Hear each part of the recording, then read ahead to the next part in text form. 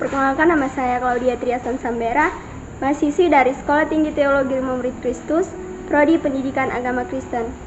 Pada saat ini, saya akan memaparkan materi mengenai hamba Tuhan dan disiplin diri untuk memenuhi tugas mata kuliah dari Spiritualitas 2.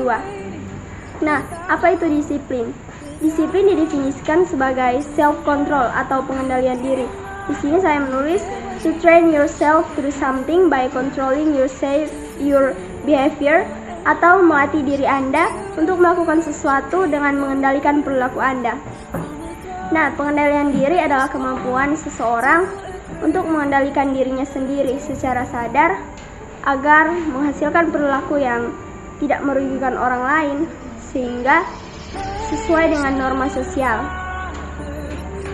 dan dapat diterima oleh lingkungannya.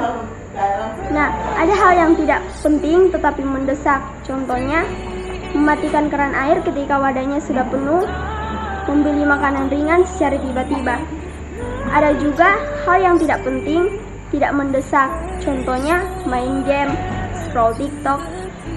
Nah, selain itu, ada hal yang penting tetapi tidak mendesak. Contohnya, baca Alkitab, beribadah, dan yang terakhir adalah ada hal penting tetapi mendesak. Contohnya, makanan pokok, pengobatan darurat, dan ketersediaan air bersih.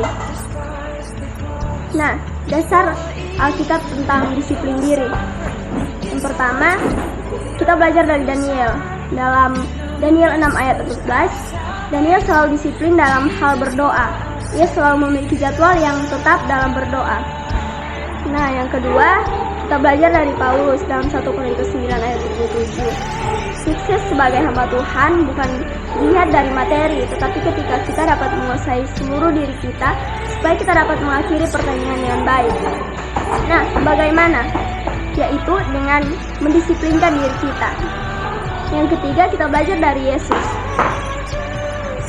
Dalam Markus 1 ayat 35, menunjukkan kehidupan doa Yesus yang teratur. Yesus sendiri telah mengambil komitmen untuk disiplin. Nah, mengapa harus disiplin diri? Yang pertama, basic needs atau mengontrol need atau kebutuhan kita agar tidak menjadi hawa nafsu. Tingkatan kebutuhan manusia, hawa nafsu atau tingkatan kebutuhan manusia. Nah, yang kedua, physiological needs atau kebutuhan fisiologis, yaitu kebutuhan yang paling mendasar pada manusia. Nah, yang ketiga, safety needs atau kebutuhan keamanan.